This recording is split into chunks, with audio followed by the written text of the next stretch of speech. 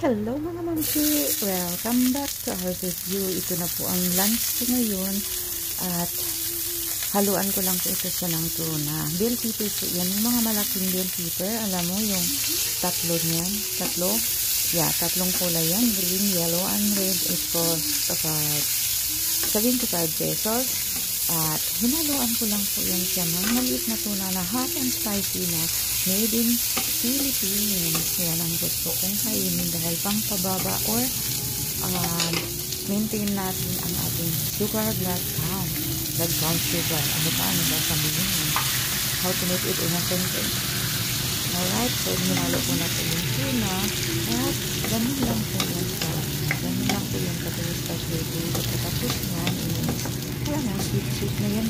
Kansi-kansi na yan. Hindi na ako gumagamit ng magic sarap. Thank you pala na hindi ako gumagamit. Umiiwas na ako sa MSG kasi mataas yung ano doon, mag-sesamin, di ba? At maiwas na nga tayo kumakain-kain sa labas sa mga resto.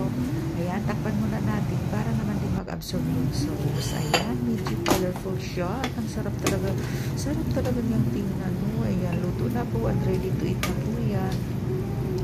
Yan po ay para sa akin lang. Para sa akin lang po yan. Kasi nagluluto ako ng para sa sarili ko. Breakfast at lunch ay wala dito ang mga amo ko. Hindi sila kumakain. Kundi ako lang talaga. So dinner lang kami. Nagkikita-kita lahat.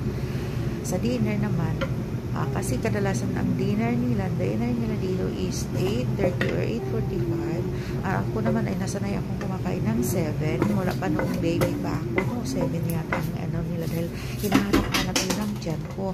So, ang ginagawa ko, nagluluto ako pa sa sarili ko at kumain ako muna ng alas 7 ng gabi yung dinner ko. So, sa lunch naman nag-iisa lang ako. And thank you for watching.